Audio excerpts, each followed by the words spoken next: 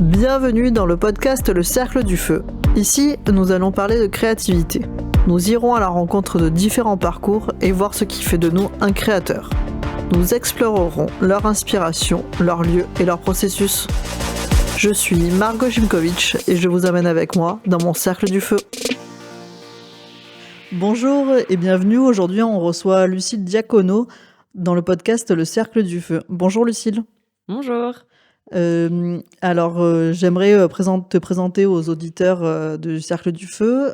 Tu es plasticienne. Après, je ne sais pas si tu es d'accord avec ce terme.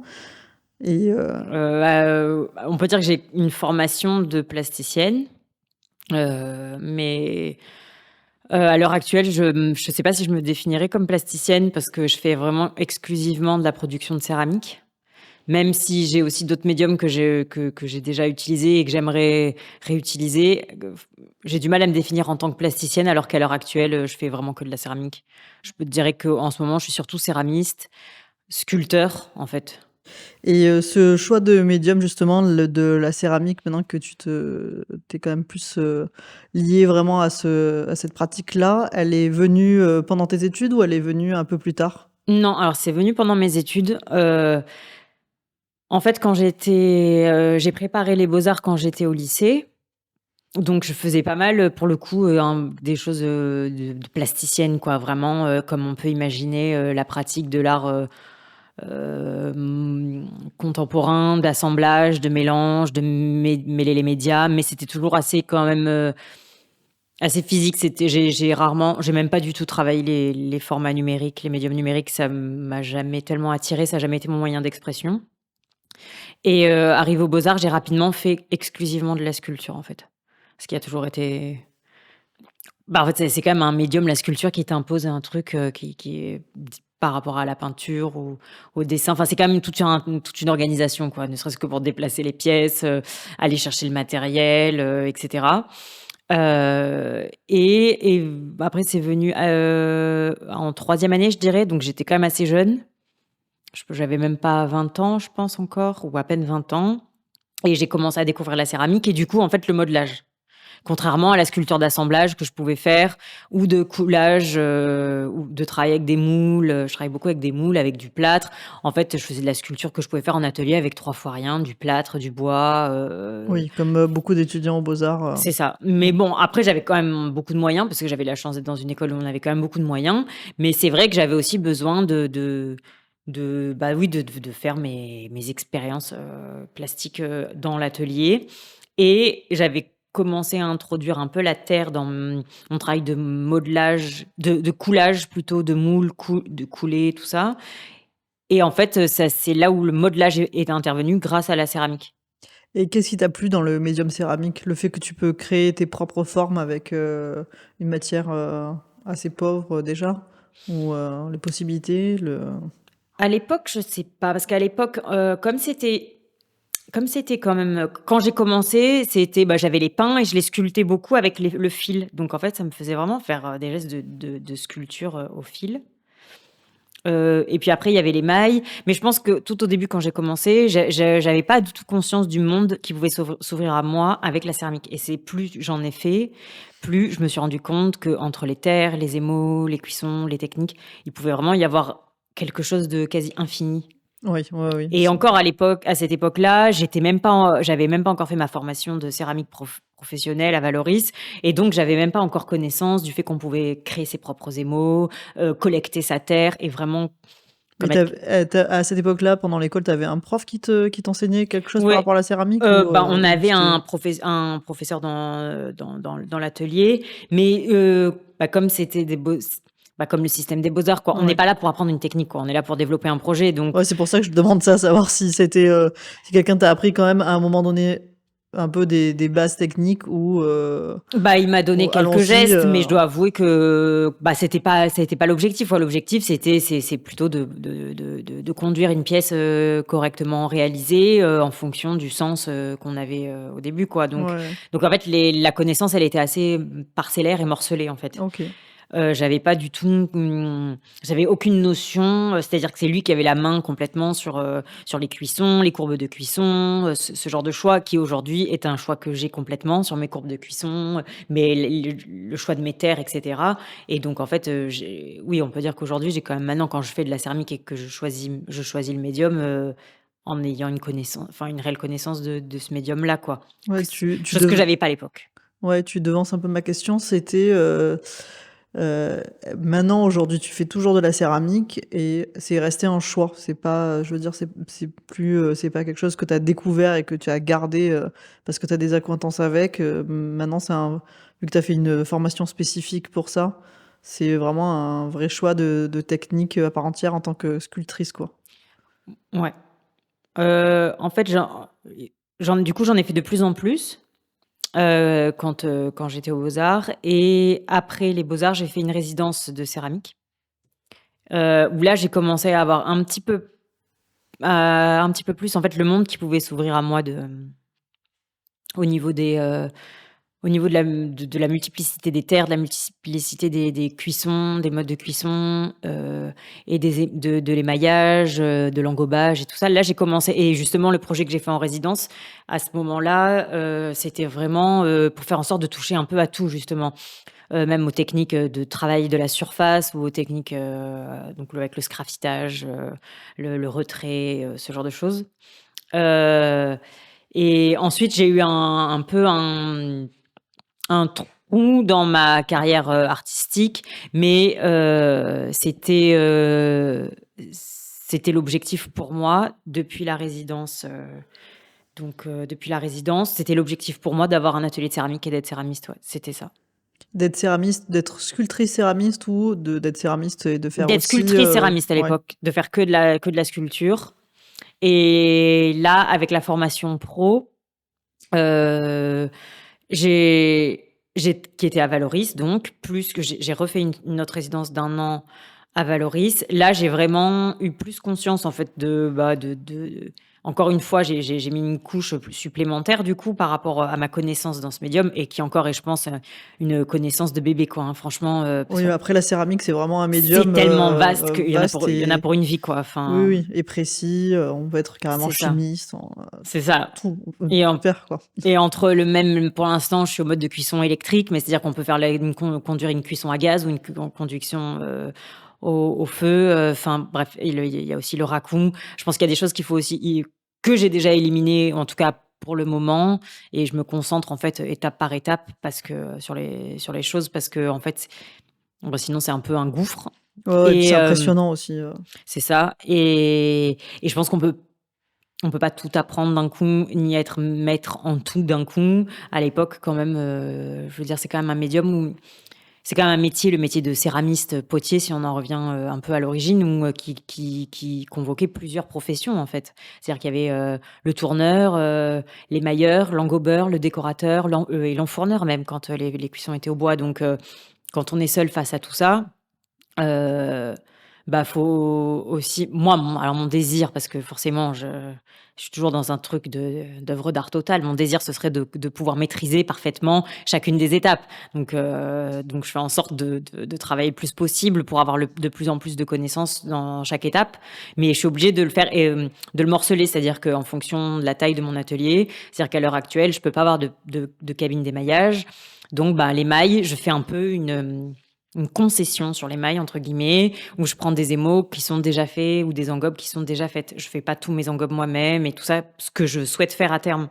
Je fais des mélanges, je me débrouille pour que ça reste quand même des couleurs qui soient pas sorties du tube. Mais je me concentre plus sur le tournage, le modelage, le travail à la plaque, enfin voilà, Plus sur la forme. pour le moment, en ce moment, Ouais. oui. Parce qu'au vu de la taille de l'atelier, au vu du matériel que j'ai, Et du temps. ouais, et du temps, c'est aussi effectivement. Il faut parce que sinon, en fait, je sortirais jamais de pièces, quoi. Donc, en fait, c'est un défaut que j'avais, peut-être que j'avance encore sur une de tes questions. C'est pas grave, on Mais y va. c'était un défaut que j'ai toujours eu, c'est ce qui est aussi sûrement pourquoi j'ai pas montré mon travail pendant un moment et j'ai plus produit pendant un petit moment, pendant 3 ou 4 ans. C'est que je suis très autocritique et je trouve que les pièces sont jamais assez bien et donc du coup, je ne montrais pas. et je voulais pas montrer. Sauf qu'en fait, avec la céramique, moi, ça, au contraire, bizarrement, comme c'est tellement exigeant et que j'ai conscience que c'est impossible, que même en travaillant 24 heures sur 24, je peux pas dans l'année sortir une pièce qui serait à la hauteur de tous mes désirs, que en fait je montre les étapes en fait, quand Ok. même. Ça t'a permis de lâcher prise sur Ouais. le résultat final. C'est ça. Le fait que ce médium soit vraiment très exigeant, Mm. tu t'es dit... De toute façon, j'en ai pour une vie, donc va falloir le montrer avant de mourir quand même. En gros, c'est un peu ça. Ok. D'où peut-être l'envie d'avoir une œuvre totale. Alors peut-être qu'on en parlera plus en détail, mais on en a déjà parlé en off de cette émission. Le fait que tu as envie d'avoir c'est pas des pièces forcément que tu as envie de sortir, c'est plutôt un travail global voilà, de toute une vie, de toute une carrière dans l'art.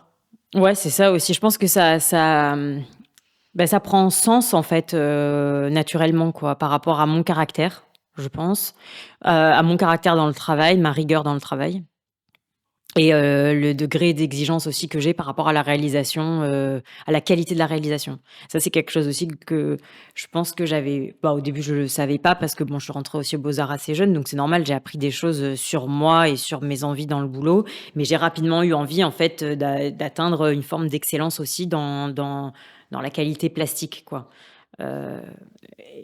Et donc, c'est en ça où, au bout d'un moment, c'est devenu...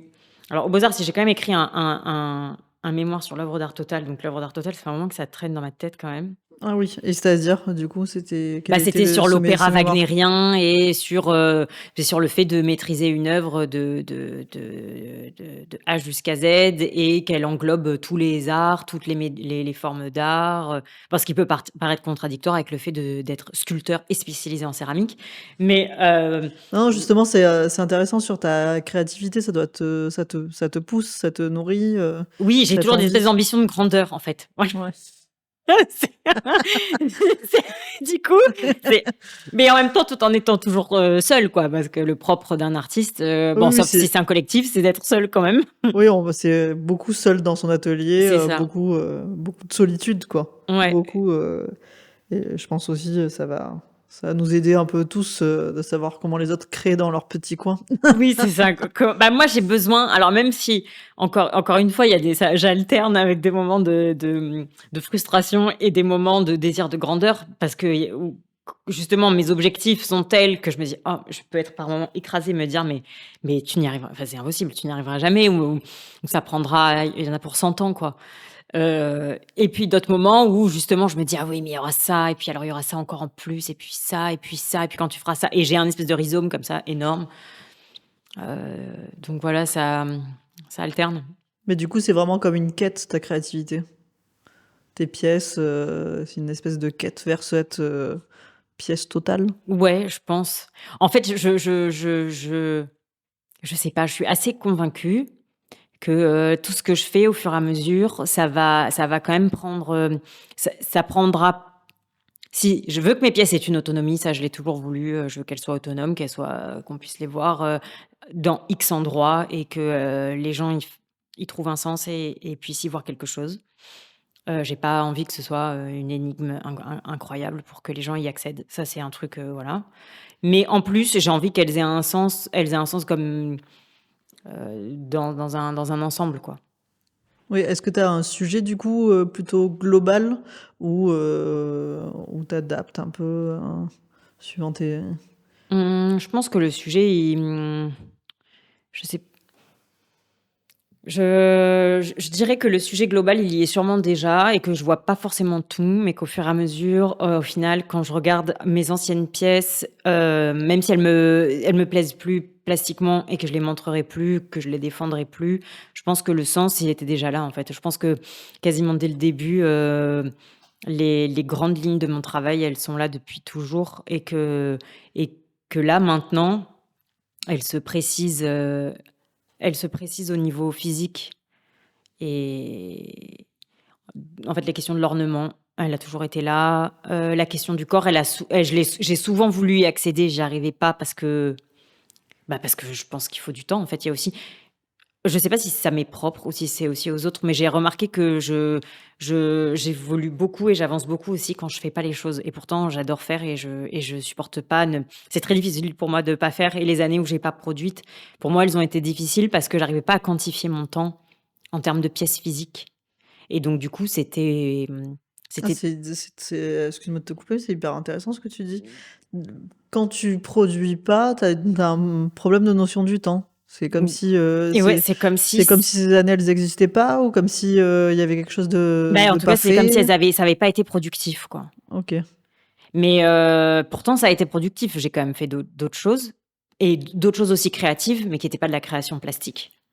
Mais j'ai du mal, en fait. Je sais pas. C'est pas vraiment comme un calendrier scolaire, mais c'est que année par année, j'aime bien savoir, OK, alors cette année, j'ai fait ça comme pièce, j'ai fait ça, j'ai fait ça, j'ai fait ça. Et en fait, ça m'ancre, je pense, OK. aussi. Et quand j'ai pas ça, je suis pas ancrée, quoi. Je suis un peu paumée, quoi, en fait. OK. Non, je trouve ça hyper intéressant sur comment, une fois que tu as fini de réaliser une œuvre ou plusieurs, un corpus d'œuvres pendant une année, ça quantifie le nombre de temps, le nombre Mmh. de temps que tu as passé à l'atelier. Peut-être que des choses qui n'ont pas été vaines, aussi, Peut-être aussi le sentiment du travail accompli, de l'avancement dans mes objectifs, aussi, de technique et d'évolution de technique et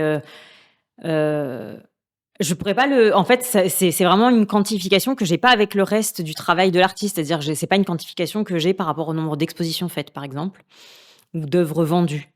OK, ouais. Ça me fait pas le même sentiment, rassurant, Ouais. en Oui, fait. si tu fais, X expositions par an, ça te fait l'effet n'est pas Je forcément ne serais là, pas quoi. aussi satisfaite Ouais. que si Si le tu nombre de fais productions en fait, un nombre de productions supérieur Oui, me satisfera toujours plus qu'un nombre d'expositions ou de démonstrations supérieures, en fait, je pense. d'accord. Ouais, ouais, Et OK. pourtant, on est d'accord que l'un peut pas vivre sans l'autre. Bah, oui, oui, Mmh. c'est surtout qu'en tant qu'artiste, dans le monde d'art contemporain, on compte plus par le nombre d'expositions que par le nombre d'œuvres Oui, réalisées, quoi. ce qu'on appelle de manière très élégante, ton actualité. Voilà, Ah, est-ce que tu as une actualité? est-ce que tu as une actualité ou tu as pas d'actualité, quoi? Ouais, voilà, tu n'existes pas si tu n'as pas d'actualité. Ben, moi, en fait, moi, je trouve que j'existe pas si j'ai pas de production, en fait. Mmh.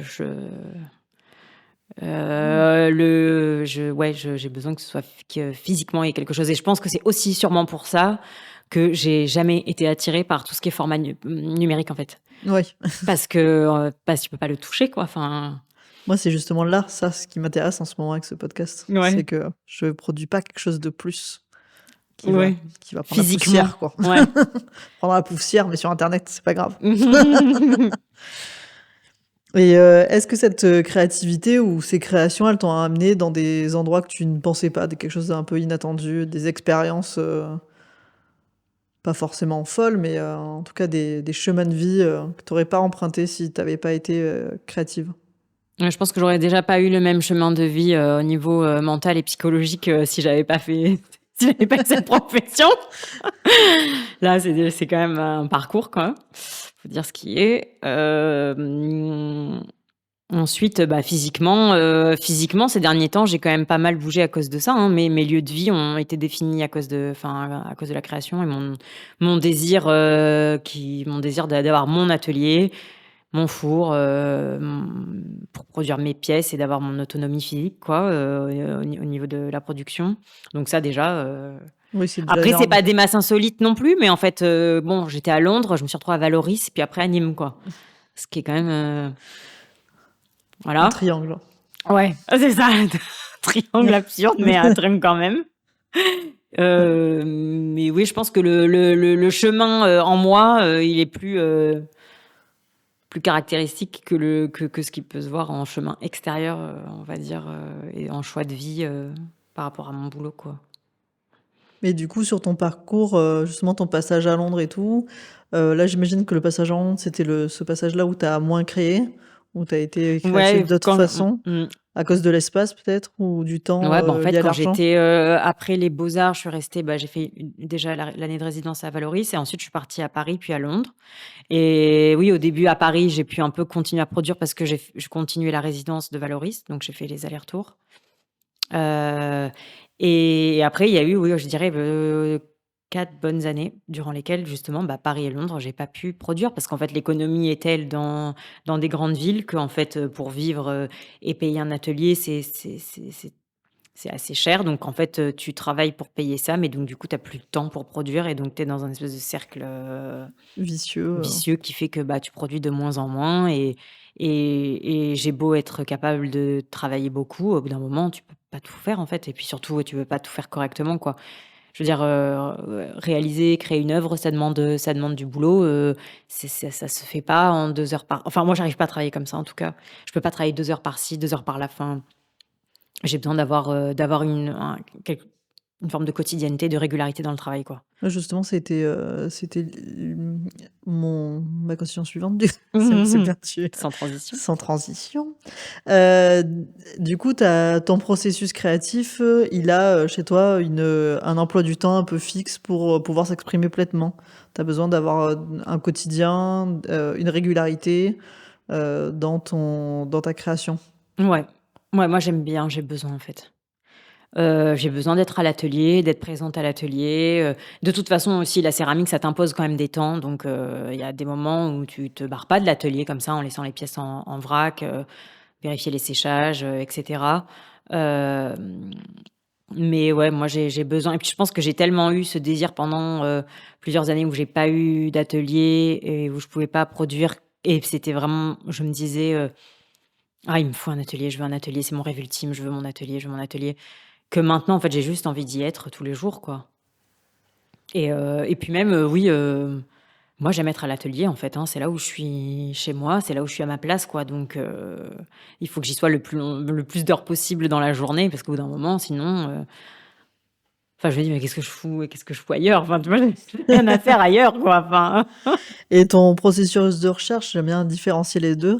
Dans les recherches de tes formes, de ta création future, c'est pareil, tu as besoin d'une régularité ou c'est plus, quelque chose où tu te nourris globalement et ça vient un peu, comme ça vient? Alors d'un côté, je crois que je me nourris globalement et il y a des choses qui ressurgissent, hem qui viennent pas nécessairement au moment de la recherche ou qui viennent plus tard et puis après quand je commence à aborder un sujet, pour une pièce en particulier ou pour une expo comme je suis en train de le faire pour C'est Romantiage, notre expo pour la triennale de Nîmes. Là d'abord, je fais vraiment des recherches formelles. Je fais vraiment un corpus de formes donc là, par exemple, comme je pars sur, plutôt des flacons, des boîtes d'onguents, des caules. C'est-à-dire que tout l'attirail un petit peu une sorte de pharmacie beauté, à l'ancienne, avec vraiment un travail aussi autour du contenant. Oui, du contenant. Donc le capuchon, tout ça. Donc là, d'abord, je commence vraiment à récolter, en fait, beaucoup, des images. Ensuite, généralement, je les imprime et après je dessine. Je fais des croquis, des aquarelles, bon assez poussées quand même, hein, c'est pas, j'en fais un peu vite fait, puis après j'en fais des assez poussées. Je pense Tu les pousses pourquoi? Pour satisfaction personnelle je ou pense c'est pour parce être que plus précise? je suis aussi un peu j'arrive pas à faire les trucs trop, à l'arrache quoi, donc ça, voilà, c'est et puis parce que, après j'ai tout mon cheminement et puis il y a plein de croquis que j'ai fait, les pièces elles sont toujours pas réalisées quoi. Je veux dire c'est pas forcément, c'est-à-dire que c'est pas forcément les pièces que j'ai dessinées que je vais faire. Oui, Mais ouais, ouais. j'ai besoin de ce temps-là, comme pour m'emparer du sujet, pour m'emparer de mon objet d'étude. Pour les digérer? Ouais et ensuite après je passe, au modelage et quand je passe au modelage, pareil, d'abord j'ai quand même un temps de en fait, c'est mes temps de recherche quoi, c'est mes temps pour développer la forme quoi. Pour pas avoir une forme, «basique» entre guillemets quoi, pour qu'elle soit vraiment, étant donné qu'il y a une forme d'hybridation dans mes sculptures, où il y a un peu du corps, il y a un peu de l'objet, il y a un peu de l'ornement, mais il y a aussi un petit peu du végétal. Je veux dire tout ça est quand même, mêlé pour que ce s a assez enfin, finement, enfin j'espère en tout cas. Donc du coup, j'ai besoin de oui de comme décortiquer d'abord, de faire comme une dissection de l'objet avant de le produire, quoi. Et donc le temps d'aquarelle et tout ça, maintenant, il devient de plus en plus important. Heu, mais c'est comme le temps, en fait, quand après je vais chercher mes terres et que je vais chercher soit mes engobes, soit mes émaux, quoi. C'est-à-dire, c'est tout le temps de travail de tesson, de test de couleur, de cuisson, de recuisson, voilà. Parce qu'une même couleur, je vais peut-être, l'essayer sur 4 terres différentes et je vais voir où est-ce qu'elle sort le mieux et du coup, quelle terre je vais prendre. Puis si je vais travailler de la basse température ou de la haute température, tout ça, quoi. Et après, grâce à tous ces éléments-là, tu sais comment, ta pièce va être plus ou moins, Ouais, au plus final. précisément. Même Précisément. si au moment du modelage, Ça peut encore changer, oui. ouais, je pars pas non plus avec quelque chose avec des côtes, machin, au Oui, oui. millimètre Ou près, quelqu'un d'autre pourrait le réaliser à ta place, Ah non, c'est non. impossible, c'est Voilà, impossible.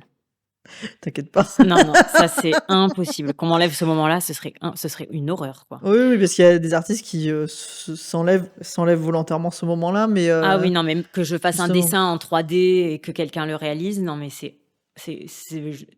non. c'est parce que là, c'est le plaisir de faire, Ouais. parce que tu l'air quand même des fois, quand on a vraiment ce plaisir de faire, on n'a pas cette phase de recharge aussi précise. Mmh. Là, tu es quand même très précise avant, mais le plaisir de faire, tu veux pas qu'il soit enlevé non plus, quoi. Non, parce que le travail de recherche, il me et c'est je Oui, prends du oui. plaisir aussi, quoi. Et c'est vrai que, ça me fait aussi un temps de travail qui est différent, le temps de dessiner, d'être sur une feuille, d'être, physique. C'est physiquement différent aussi parce que la céramique, ça t'engage physiquement aussi quand tu tournes, quand tu fais du modelage, quand tu travailles ta terre. Et donc d'alterner avec, des temps physiques qui sont aussi plus calmes, plus dans l'observation, c'est important pour moi. Puis après, c'est des liens qui se font quand j'attaque le modelage plus précis, quoi. À la rigueur, ce que je pourrais déléguer, c'est que si quel un peu d'abrasage. Ça, c'est vraiment un truc que je supporte pas, ça me met de la poussière partout, ça, c'est un truc que je pourrais déléguer. Mais à part Voilà, ça, et encore. voilà. Et encore, faudrait que quelqu'un soit très, très bon en abrasage.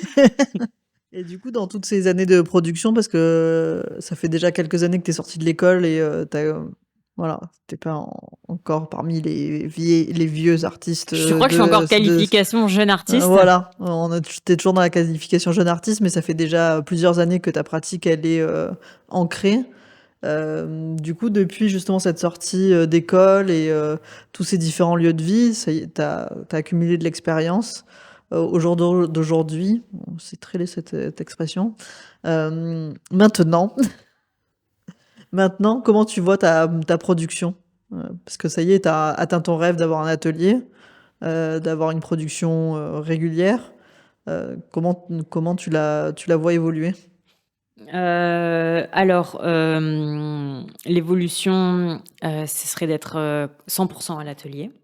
Même si on va dire que sur un temps horaire, je suis déjà 100, mais je veux dire enlever certaines choses qui sont annexes et être vraiment Comme ton travail à côté, c'est ça, et être vraiment 100 à l'atelier, 100 concentré sur l'atelier. Et ensuite, du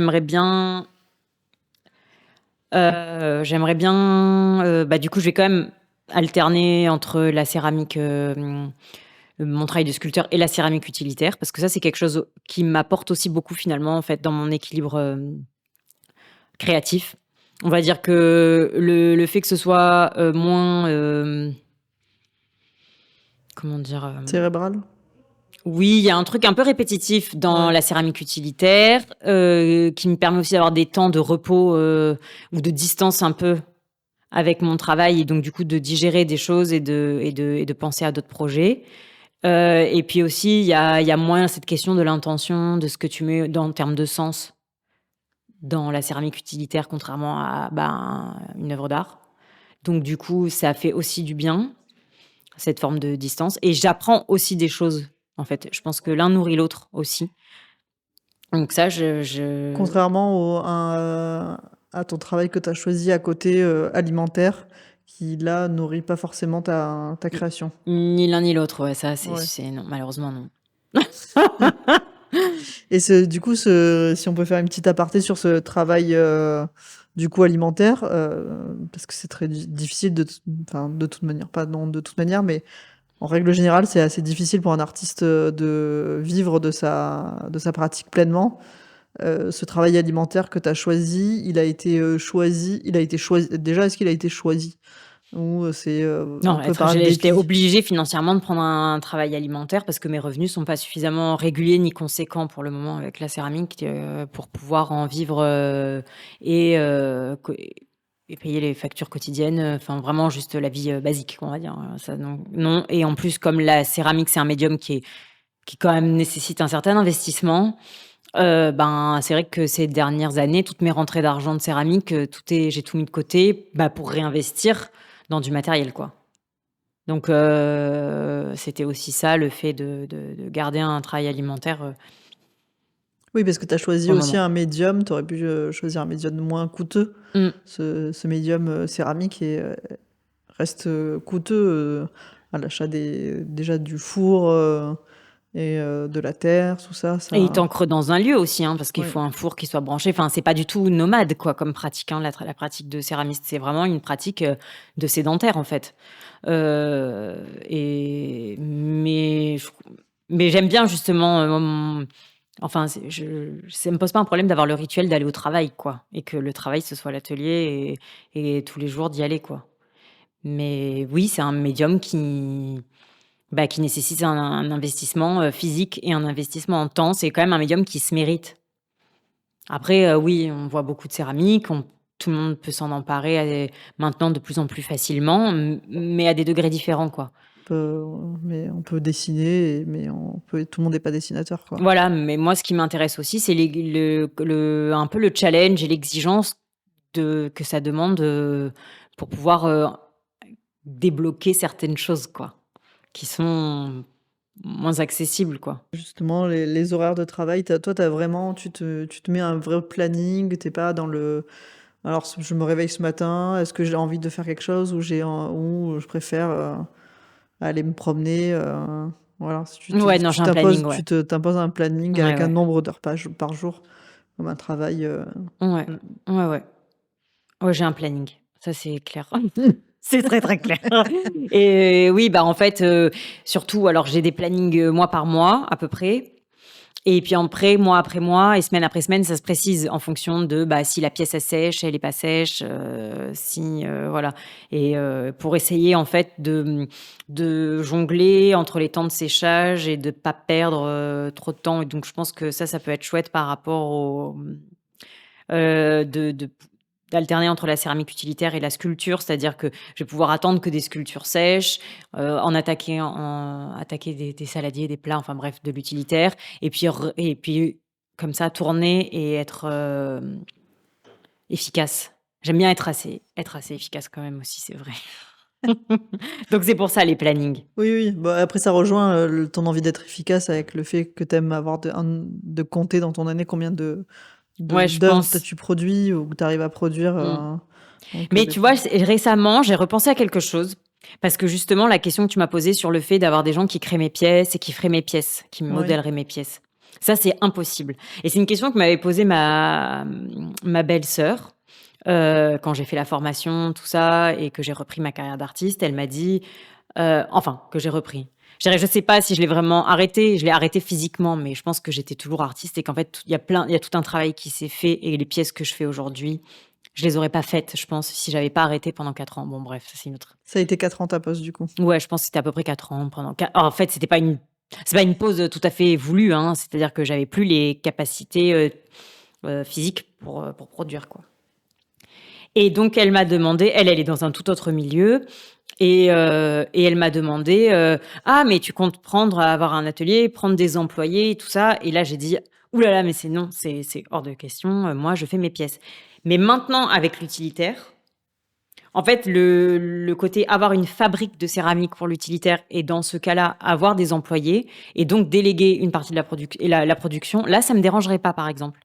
C'est-à-dire qu'à partir du moment où pour l'utilitaire, je fais la partie comme recherche et développement, que c'est moi qui développe les formes, c'est moi qui recherche les formes, c'est moi qui crée le protocole d'assemblage des pièces, parce que j'adore aussi le moulage en fait. Mmh. C'est moi qui crée ça. Oui, effectivement, faire 400 fois la même assiette, Oui, non, ça t'intéresse pas. ça m'intéresse pas des masses non plus. Donc là, à ce moment-là, oui, déléguer, oui, Oui. en fait.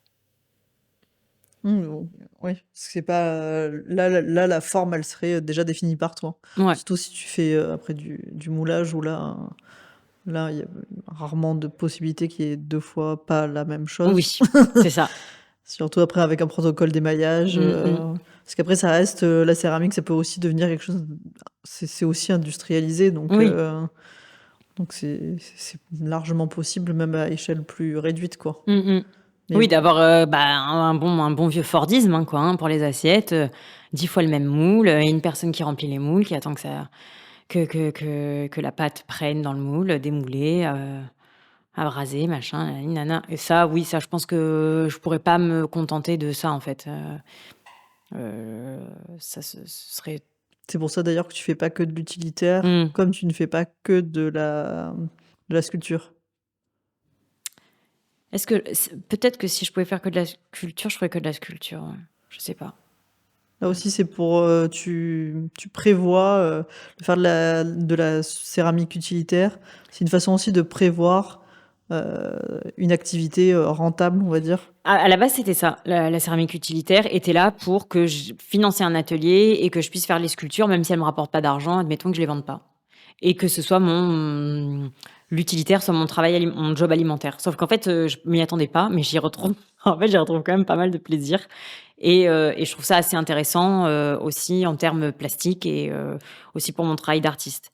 Mais c'est vrai que faire uniquement l'utilitaire, je sais pas, je sais pas, je pense que non, je ferais quand même toujours de la sculpture à côté. Et par contre, faire que de la sculpture, ça, je pense que oui, je pourrais. Oui, si c'était possible, tu le Ouais, ferais. ça, je pense que oui. Je m'en plaindrai pas, en tout cas. Et justement, alors je vais te poser une question, mais je pense que j'ai déjà ma réponse. En fait, j'aime bien de savoir si on se sent, si tu te sens, enfin, en tant artiste professionnel ou amateur, un peu où tu places cette limite-là, justement peut-être de céramiste professionnel ou plutôt artiste professionnel? Moi, je pense que je suis complètement artiste professionnelle, ouais. Je me considère pas comme amateur dans le sens où, heu, je c'est pas je fais ma vie et je produis si je peux. C'est j'organise ma vie pour produire. En ça, c'est c'est pas de l'amateurisme, quoi. Mais après, c'est peut-être une définition qui est pas celle de tout le monde. Ah non, non, c'est pour ça que je pose la question Voilà. justement, Mais ma définition, en tout cas, parce que pour c'est moi, ouais. assez flou étant donné que les artistes, plasticiens, on n'a pas de statut, vraiment très reconnu. Enfin, évidemment, Mmh. il y a le statut d'artiste-auteur, mais un peu n'importe qui peut se déclarer artiste-auteur, ça demande pas une Mmh. code précise comme, un intermittent du spectacle ou autre. Du coup, cette notion de professionnel et d'armateur, elle est quand même des fois aussi un peu propre à chacun, quoi. Mmh.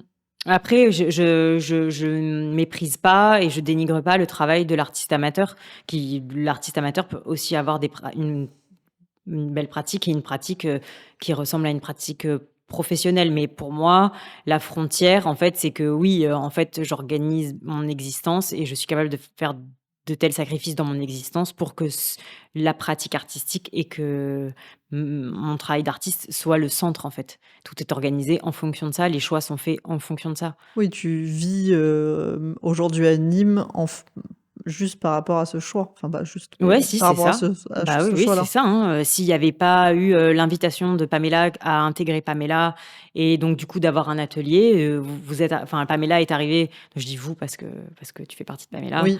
Vous êtes arrivés à un moment où de toute façon, il me fallait un atelier, il fallait que je fasse un choix et que, ben, cette, proposition-là d'intégrer déjà un run space établi, depuis 2 ans, d'avoir et donc du coup de pouvoir aussi être accroché à un lieu, bah, oui voilà, ça a été ça a été la seule raison pour laquelle je suis venue à Nîmes, hein. S'il y avait pas si vous aviez été ailleurs, je serais allée ailleurs, je pense.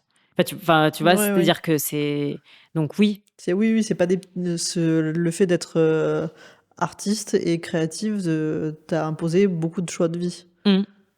Mais du coup, je l'ai vu pas franchement comme imposé vu que de toute Non, façon non, je ouais. après Mais c'est oui, pas oui, non forcément mais dans le négatif, mmh mais mh, mmh.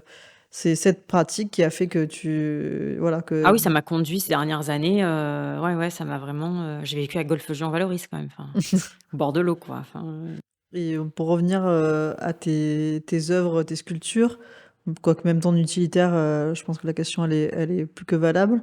Est-ce que tu penses au public, ou le fait de montrer tes pièces ou qu'elles vont servir à quelqu'un, ça rentre en ligne de compte pendant tes moments de recherche et de création? alors la question, du coup, elle est ouais, j'y répondrai 2 Elle est fois si tu veux polie, bien, ouais, ouais, parce ouais. que c'est pas du coup Non, la même réponse pour l'un et pour l'autre. elle est polie, Mmh, ouais, polyréponse? Je ouais, sais pas si j'ai une c'est pas un polyréponse. vrai mot, mais Pour la sculpture, je dois avouer que tant que je suis en train de réaliser la pièce et que c'est dans l'atelier, c'est tout à fait égoïste, je pense pas aux autres. Une fois que c'est montré, une fois que c'est vendu, ça m'appartient plus, voilà, et je suis bien sûr ravie que ça plaise aux gens, mais je pense pas aux gens, quand je quand je produis les même, pièces. là pour l'exposition, la future exposition anti-âge, Mmh. à Pamela en avril, tu l'as non plus, même si tu vas produire une pièce spécialement pour une exposition, tu penses pas forcément Non, je au suis toujours dans mon public? histoire de corpus, en fait. OK. Je suis toujours dans mon histoire de corpus, et donc je ça va intégrer mon corpus, global, d'œuvres, et donc en fait, non, Ouais, le regard du spectateur sur ta pièce finie ne voilà, elle ne prend pas, elle est pas du tout non, il dans rentre ton pas en champ. ligne, ça rentre pas en ligne de compte, pendant que je produis, non. Après bien sûr, je suis ravie que ce soit bien accueilli, je suis ravie si les gens aiment, si les gens ne serait-ce que réagissent, mais c'est pas une question qui me traverse l'esprit pendant que je produis, quoi. Non, Peut-être que vraiment ça pas. traverse l'esprit au moment où tu vas le montrer? Où Un tu peu plus au moment décides? déjà de l'accrochage, parce Ouais. que j'ai envie que la lecture soit celle que j'avais désirée. Heu, mais non, et même, comment dire? C'est pas que j'ai pas envie. Je suis contente quand les gens me parlent de mon travail et tout ça, que ce soit positif ou négatif, juste, bah, pour avoir, parce que je pense que, je sais pas si c'est que moi, mais je pense à un peu tout le monde, parce qu'on met une intention, nous, on voit certaines choses, et en fait, finalement, quand elle est reçue par les gens, eux, ils peuvent y voir, qu'une seule chose, quoi, et souvent, je trouve ça assez réducteur, donc bon.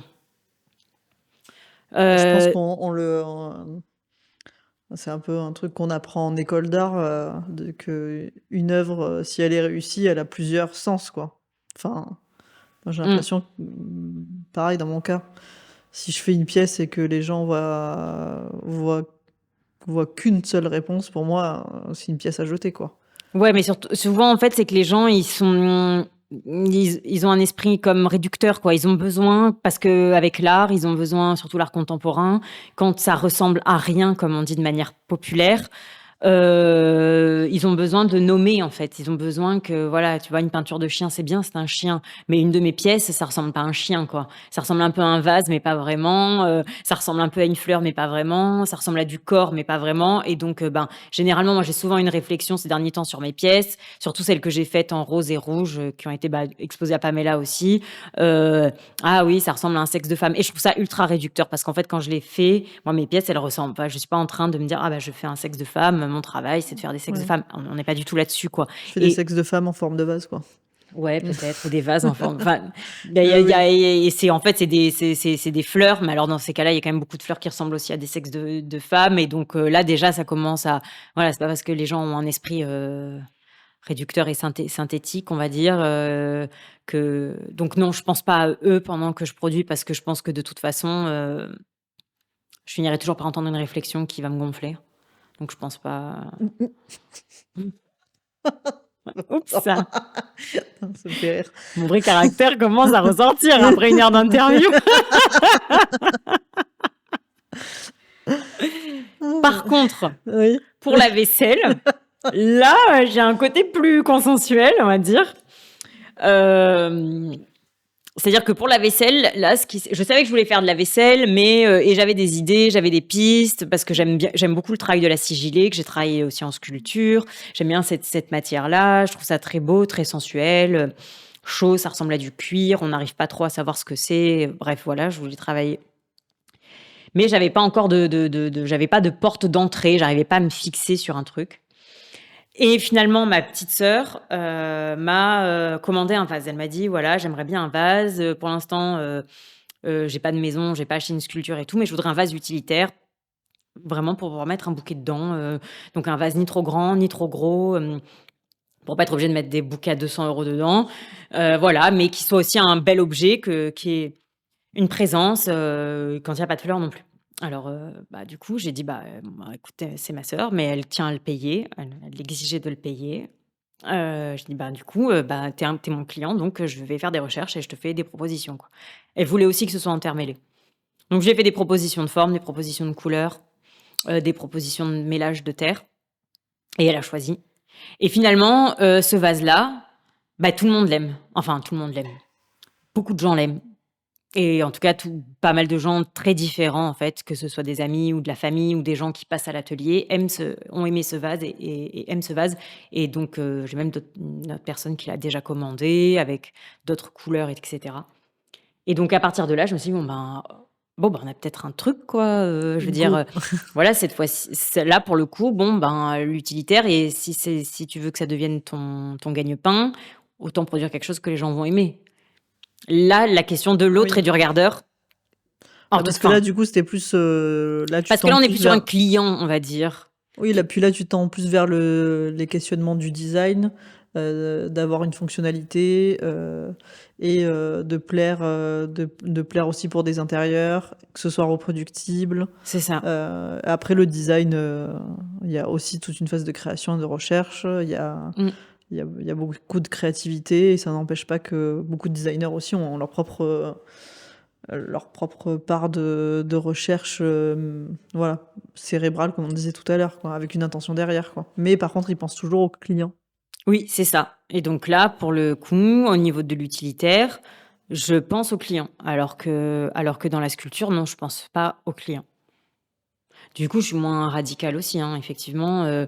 Je me positionne pas. Alors, je pense qu'au niveau de l'utilitaire, je vais plus vers quelque chose de potier, même si c'est pas forcément tourné, que vers quelque chose comme un designer qui repenserait comment on mange, tu vois, genre, j'ai pas décidé de révolutionner l'assiette, quoi. Je suis contente si ça fait une belle table, ça change un peu, que les gens trouvent ça beau, qu'ils ont envie de manger dedans, ils ont envie que ça occupe en fait un espace bien et de créer du beau sur le quotidien, d'avoir des beaux objets, de pas manger dans une assiette dénuée de toute décoration, de toute forme, de toute couleur. Oui, que ça apporte un moment de joie au moment Voilà, c'est ça. de passer à table, en tout cas pour l'assiette. Quoi. Ça Ouais. apporte un peu de joie dans Que un ça, quotidien. Quoi. que ça occupe l'espace, mais que ça reste voilà, quelque chose je suis pas là pour interroger, quoi, quand je fais. Et donc effectivement, à ce moment-là, oui, le retour des gens, qui soit, je fais beaucoup plus attention au retour des gens, comment ils le reçoivent, comment ils trouvent cette forme-là que je suis en train de développer, la taille, voilà, des tailles. Est-ce que la petite assiette est une bonne taille de petite assiette, la grande assiette pareil, la taille d'un saladier, l'appréhension Ouais, là, tu d'un. penses vraiment en fonctionnalité Ouais, voilà. Et donc pure. là, oui, le retour de l'autre est beaucoup plus inclus dans le reste du processus, on va dire. Alors que pour ma sculpture, ben, non, en fait, non. Désolée. J'adore.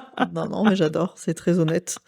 Et pour finir, du coup, de cet entretien, j'aime bien en mot de fin savoir tes envies pour ton futur créatif. Si tu as des intentions pour tes créations futures ou un mot de la fin, tout simplement, que tu aimerais partager. Alors moi, mes intentions, c'est de pouvoir continuer jusqu'à la fin de ma vie la sculpture déjà. Et de pouvoir faire des pièces plus ambitieuses au niveau technique encore. Et d'arriver à ce dont on parlait, c'est-à-dire, une maîtrise totale, du médium, quoi. Vraiment. Heu, ouais, voilà, et d'avoir des émaux d'arriver à faire des émaux incroyables que personne d'autre n'aura, parce que de trouver des formules et tout ça, des mélanges, enfin voilà. Ok, Moi, c'est un peu super. ça mon ambition. Mais je te le souhaite, on te le souhaite tous. Merci. Merci. Merci en tout cas, Lucille. Merci Et Margot. merci. À bientôt. Au revoir. Comment on fait pause?